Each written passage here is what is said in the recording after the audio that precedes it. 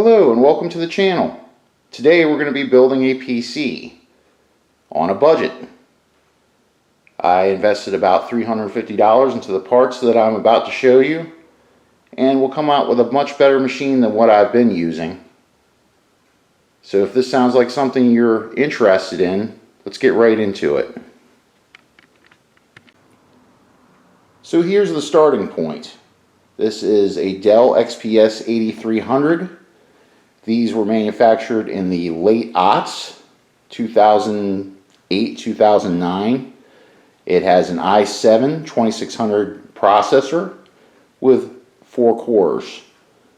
And it's a great machine. Been rock solid, no issues. My only thing that I'm looking to do here is to get a machine that will process video and audio a little quicker. And I think that what I've got should accomplish the task.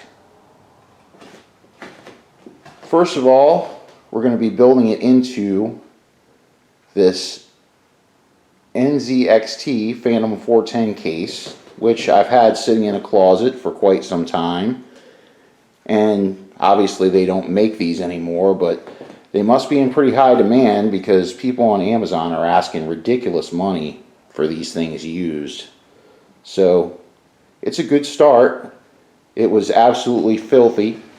The last time it was in service, it was in a home with 2 cats and 2 smokers, and that's bad for a machine. If anybody else lives in that situation and they've dug into their machine, it gets to be a nasty mess. But we've got it cleaned up nice, as we can see,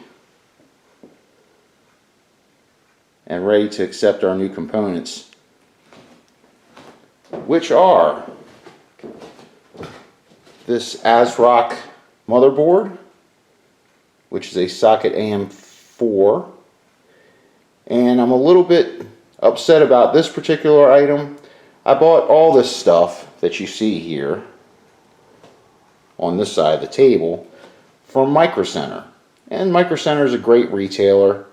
Their prices are reasonable. All this stuff is readily available, other than this video card. I did not buy that at Micro Center, but it is going to go in that machine. But back to the motherboard and the issue I have with this. As you can see, incomplete, missing CD and I/O shield. The I/O shield, of course, is the part that sits right in there and keeps excess dust and so forth out of your machine. It's a pretty integral part. It's not going to stop the machine from functioning, and I'm not going back to Micro Center today. But I'm a little bit disappointed because you can see this is a open box deal. I knew what I was getting myself into, but they had 2 open box deals on the shelf. One that had the I/O shield and one that did not, and they screwed up the order and gave me this one. Oh well, what can you do? This is going to be the processor, which is going to be installed. It is an AMD Ryzen 3rd generation 5 3600. It's a 6-core processor operating at 3.7 gigahertz. I might be incorrect about that. I think that's the speed, but pardon me if it's not. Feel free to correct me in the comments section. We're going to throw 32 gig of PC 3200 memory into it. These were manufactured by G-Skill. They're called the Rip Jaws. Scary. And then, like I said, there was a lot of cleaning that went into getting this case prepped for reuse. And part of the problem that I ran into is, or not so much a problem as a dilemma, do I reuse the old cooling fans? Let's take a look at them, see what you think.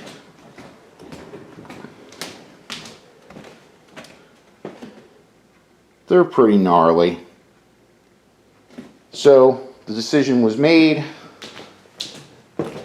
to replace the cooling fans with the stock setup that came in this case, which was 2 120 millimeter fans and a 140 millimeter fan. So we should be pretty well outfitted. Now, this machine contains, let's see, it was a 500 gigabyte SSD drive and a 2 terabyte SSD drive, which will be removed, put into the new machine. It also contains a modular 1200 watt power supply, I believe. Could be wrong about the wattage on that. It's overkill, but the modular power supplies are great because the wire management possibilities are certainly better than just something that's got an octopus hanging out of its end. So, I'm not going to show you every single aspect of the build. I assume that most people probably know what they're doing when it comes to this stuff. And if you don't, there's other videos that are very detailed about such things, but I'll update you as I add components and prepare to build this machine. So thank you for watching. Let's get started. Okay, so we're officially done mining for gold in the XPS 8300. We pulled out this video card, which you look at it and you say, well, that's nothing special. And you're right. It's a GeForce GT 1030. It's not the most sophisticated card or the most advanced card out there. But one thing you have to understand about this build is I'm not a gamer. The extent of my gaming is using emulators to play classic games, Sega Genesis, N64, PS1, stuff like that. And the XPS 8300 was more than adequate for running the emulators. I don't think I'm going to run into a problem doing it with this. I think we're in good shape. Then you've got the RAID Max 1200 modular power supply. And here's where you run into a problem using an older case. If I was using a newer case, I could probably get away with just using this particular dongle that plugs into the power supply. But this case requires a Molex connector to run the fans. So I'm going to have to add a little more spaghetti to the mix, unfortunately. Hate to do it, but it's got to be done. And it'll be fine because the wire management in this case is probably among the best you're going to find. I'll be able to tuck everything in behind and you won't even see it from the outside because it does have a window on the side here once everything's put together. So let's move on and start prepping for install.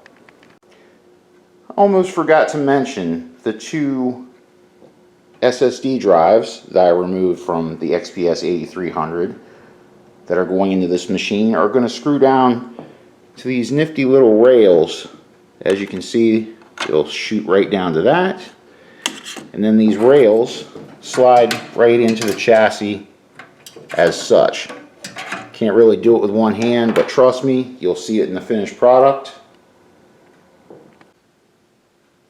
Okay, so moving right along, we're about 20 minutes in.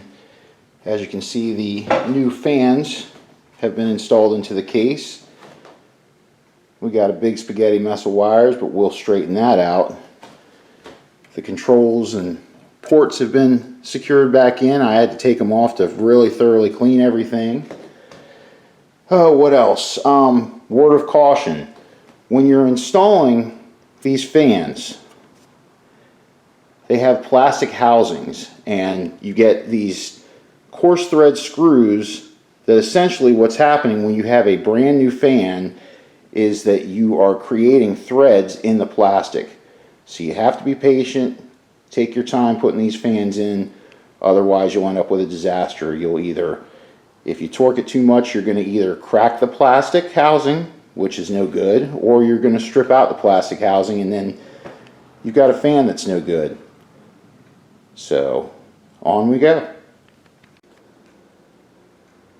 So now we see the power supply in place. Beautiful. The hard disks are mounted on the, not hard disks of course, these are SSDs. They're mounted on the rails ready to insert into the machine. And I also wanted to interject here to let you know that if you buy a case like this one, And I bought this many years ago. It must have been 2008, 2009. So we're talking about 10, 11 years, 12 years perhaps.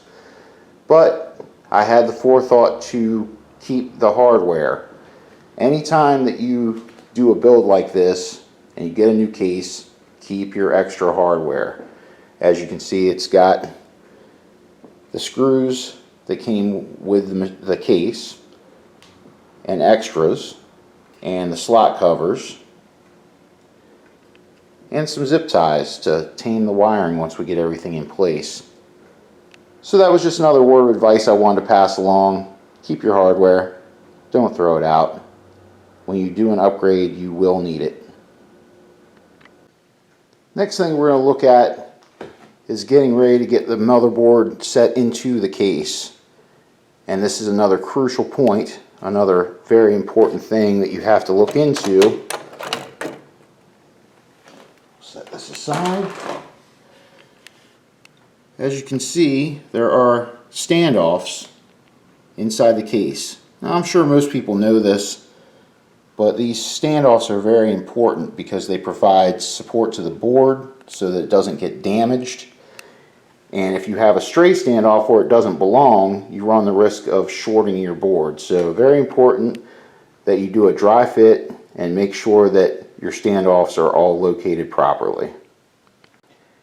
Next, we've inserted our processor into our ZIF slot, zero insert force, I believe is what it stands for, which means it just pops right in.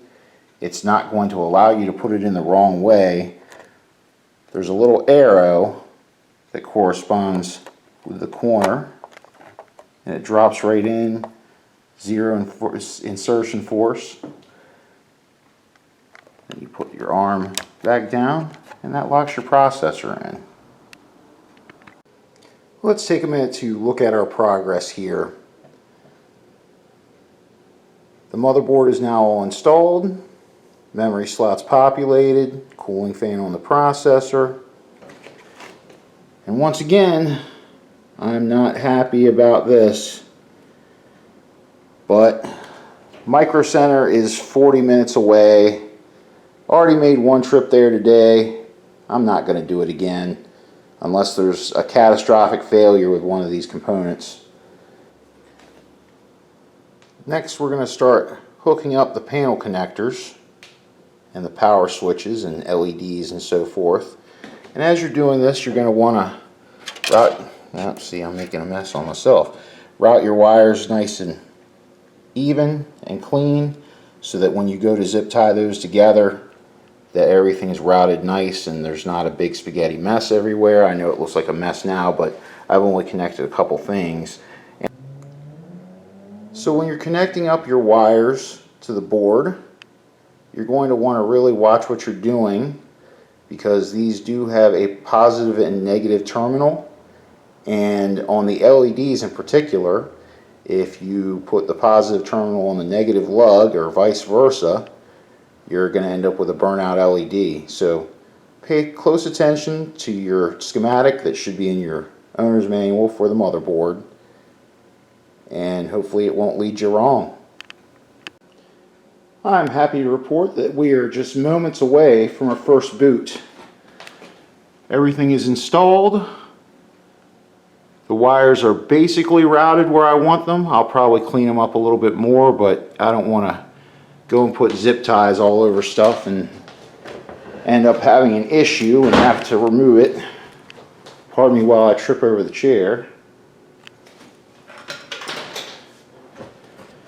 And of course, you know, I need to, can't really see this side, but there's wires hanging there, trust me.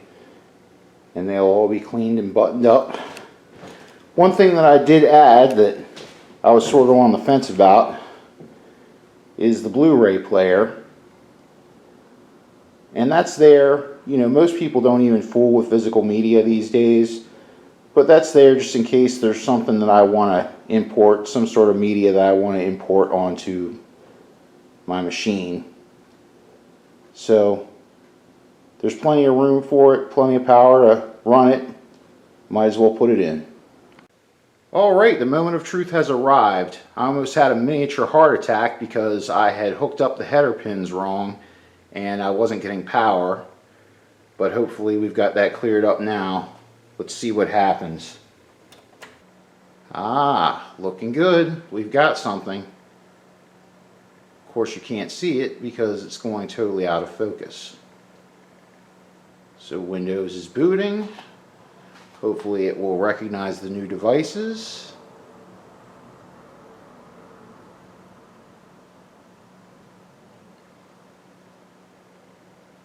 Yep, it's going through the setup process. Yep, getting devices ready.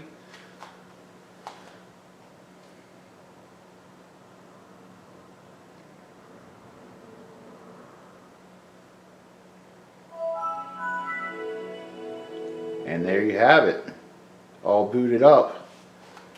Let's just make sure that yep, we've got wireless keyboard.